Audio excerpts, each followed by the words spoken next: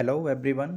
आज हम जानेंगे चैप्टर 2 बिलियन की पार्ट 1 में जो बची हुई हेडिंग्स थी हमारी उनको। तो पार्ट 2 को क्या है, बड़े ही ध्यान से देखना। इसमें जो हेडिंग्स आज हम कंप्लीट करने वाले हैं उनमें से न्यूमेरिकल बनता है और उसमें से क्या है कि सीधे सीधे डेफिनेशंस भी पूछी जाती हैं। चलो तो स्टार्ट करते हैं हम चैप्टर 2 का पार्ट 2।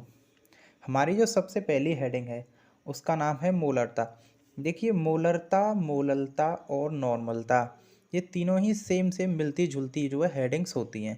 इनमें बच्चों को सबसे ज़्यादा कन्फ्यूजन रहता है और कई बार यूपी बोर्ड के एग्ज़ाम में देखा गया है कि सीधे सीधे हेडिंग्स भी पूछी गई हैं ये, और इनसे जो रिलेटेड क्वेश्चन बनते हैं न्यूमेरिकल उन्हें भी पुटअप कर दिया जाता है। तो चलो स्टार्ट करते हैं हम। सबसे पहली हमारी जो हेडिंग है वो है मोलरता। देखो, जो मोलरता है इसे हम क्या है कैपिटल एम से प्रदर्शित करते हैं, ठीक है, कैपिटल एम से। इनके जो प्रतीक चिन्ह होते हैं इनका तुम्हें बड़ा ही ध्यान रखना है। सब्जेक्ट चाहे कोई भी हो, फिजिक्स हो या केमिस्ट्री हो, इनके जो प्रतीक चिन्ह होते हैं इनका तुम्हें बहुत ही ज़्यादा ध्यान रखना है। तो मोलरता क्या होती है? मोलरता की डेफिनेशन होती है किसी निश्चित ताप पर, यानी किसी एक फिक्स टेम्परेचर पर प्रति लीटर विलियन में, यानी 1 लीटर विलियन में विलेय के पदार्थ के मोल घुले होते हैं जो उस ताप पर उस विलयन की मोलरता कहलाती है। केमिस्ट्री की लैंग्वेज में बात करें तो किसी निश्चित ताप पर प्रति लीटर विलयन में घुलित विलेय पदार्थ के मोलों की संख्या को उस ताप पर उस विलयन की मोलरता कहा जाता है। यानी किसी एक निश्चित टेम्परेचर पर 1 लीटर विलयन में विलेय पदार्थ के जितने मोल घुले होते हैं उनको हम जो है विलयन की मोलरता कहते हैं। तो चलिए डेफिनेशन को लिख के देखते हैं, और जो भी नोट्स बनाना चाहता है साथ साथ नोट्स बना ले, ये जो तुम्हारे एग्जाम में बहुत ही ज़्यादा काम आएंगे, ठीक है। तो लिखते हैं किसी निश्चित ताप पर, बहुत ही आसान डेफिनेशन है, बस थोड़ा सा दिमाग लगाना है। किसी निश्चित ताप पर प्रति लीटर, यानी 1 लीटर विलयन में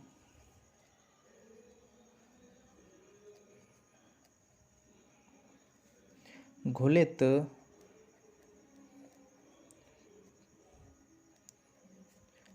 विलेय पदार्थों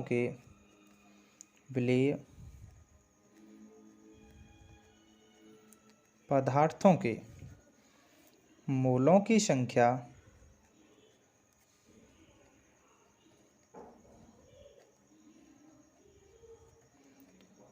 उस विलयन की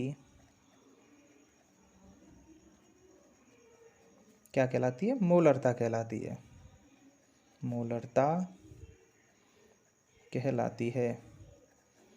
ठीक, पेन थोड़ा रुक रहा है, जेल पेन है, सूख जाता है। तो ये ध्यान रखना है तुम्हें, किसी निश्चित ताप पर प्रति लीटर विलयन में घुलित जो विलेय पदार्थ होते हैं उसकी मोलों की संख्या जो है उसकी मोलरता कहलाएगी विलयन की, ठीक है, जो हमारा सॉल्यूशन होगा। तो देखो, जो इसका फॉर्मूला होता है निकालने का, मोलरता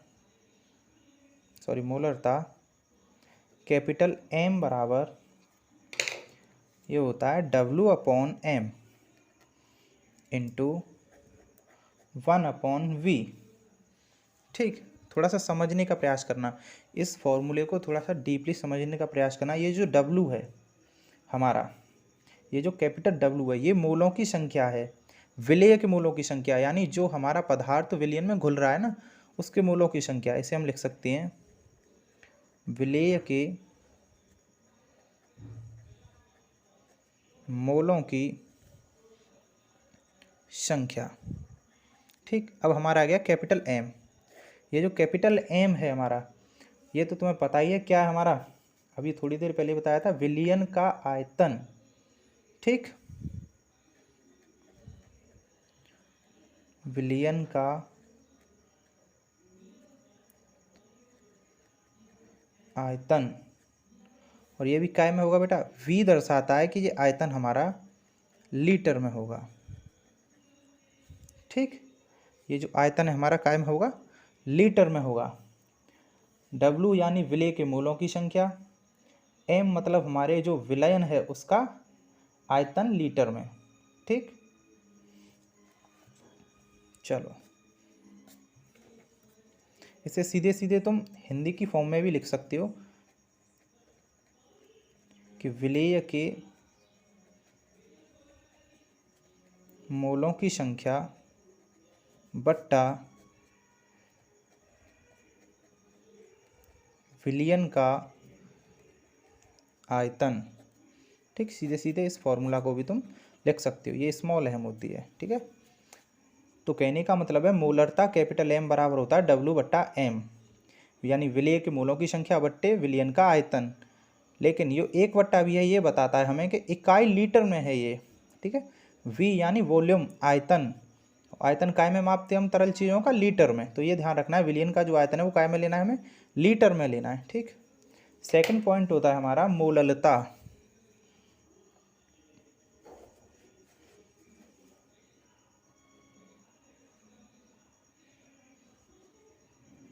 देखो, ये जो मोललता होती है इसे हम क्या है, स्मॉल एम से प्रदर्शित करते हैं। ठीक, इसकी डेफिनेशन होती है विलायक के 1000 ग्राम, 1000 ग्राम यानी 1 किलोग्राम, तो 1 किलोग्राम में विलेय के जितने मोल घुले होंगे उसे विलयन की मोललता कहते हैं। देखो, आसान शब्दों में समझने की कोशिश करो। जो मोलरता होगी वो हमेशा तरल पदार्थों की होती है, और जो पदार्थ तरल होते हैं जैसे पानी है, दूध है, शरबत है, ये हमेशा काय में मापे जाते हैं, लीटर में। तो लीटर में जब मापना हो, विलेय के मोलों की संख्या लीटर में हो तो मोलरता है, और विलेय के मोलों की संख्या अगर किलोग्राम में हो तो वो मोललता होती है। ठीक है, बहुत ही शॉर्ट और सीधा सा तरीका है याद करने का। लीटर में मापें तो मोलरता, किलोग्राम में मापें तो मोललता। तो इसकी जो डेफिनेशन बनती है हम बनाते हैं कि विलायक के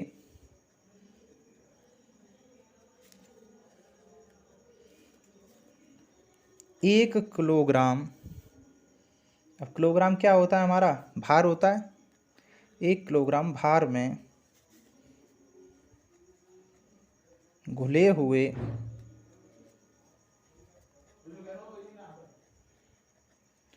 विलेय के मोलों की संख्या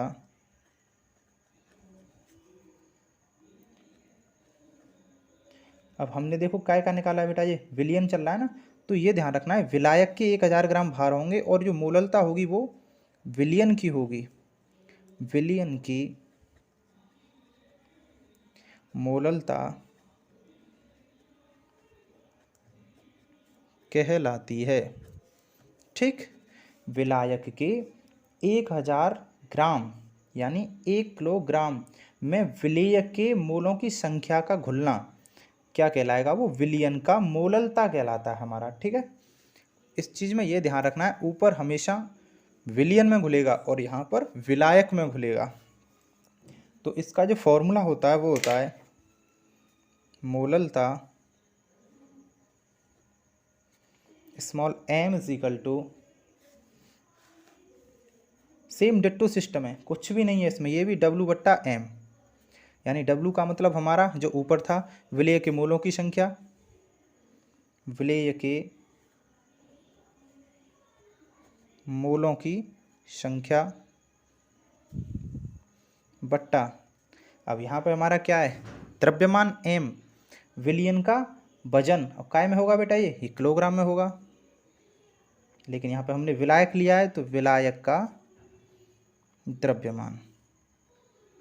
ठीक, यहाँ पर विलियन का आयतन था m की जगह पर, m फॉर मास। इस चीज़ को समझो, फिजिक्स में ये तो तुमने पढ़ा हुआ, m फॉर मास यानी वजन, द्रव्यमान हमारा। तो यहाँ पर m जो था वो विलियन का आयतन था, वजन, और यहाँ पर जो इसका द्रव्यमान है वो काय में है बेटा, किलोग्राम में होगा। तो W बट्टा M, और यहाँ कोष्टक में हम लिख सकते हैं इसको किलोग्राम, ये हमेशा हमें किलोग्राम में लेना है। अगर ग्राम में भी दे रखा है तो किलोग्राम में हमें चेंज करना पड़ेगा, we have to change in kilogram. ठीक है, इस चीज़ का हमें ध्यान रखना है।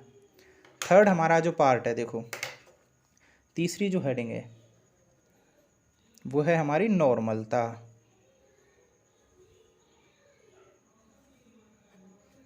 इसे हम कैपिटल N से व्यक्त करते हैं। देखो मैं फिर बता रहा हूँ, ये जो हेडिंग्स हैं इनमें से पेपर में डेफिनेशन भी आ जाती है और इनमें से न्यूमेरिकल भी आते हैं, तो नोट्स बनाते चलना। जो बंदा नोट्स और फेयर कंप्लीट रखता है पेपर टाइम पे वही सक्सेस होता है, अदरवाइज़ क्या सब भूल जाते हैं कितने भी पढ़ लो। तो नॉर्मलता क्या है, किसी निश्चित ताप पर विलयन के 1 लीटर में घुलित विलेय के ग्राम तुल्यांकों की संख्या। देखो थोड़ा सा बस फर्क है, मोलरता और मोललता में विलयन के मोल घुलते थे, सॉरी विलेय के मोल घुलते थे, इसमें मोल नहीं है, इसमें ग्राम तुल्यांकों की संख्या जो होगी वो क्या कहलाएगी, नॉर्मलता कहलाएगी। जब तुम्हारे पास न्यूमेरिकल आएगा तो उसमें स्पेशली लिख के देगा कि कोई भी जो कण दे रखा है, जो घुर रहा है, कोई भी विलेय है, उसके ग्राम तुल्यांक इतने हैं, तो तुम्हें सीधे सीधे पुटअप करनी है, सीधे सीधे रखने हैं उसमें से, ठीक है, कन्फ्यूज नहीं होना है। देखो नॉर्मलता जो होती है वो होती है किसी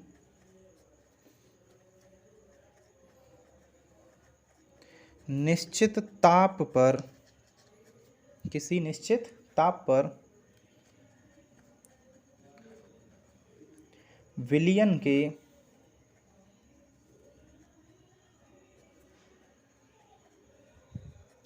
एक लीटर में, ठीक है, विलयन के 1 लीटर में घुले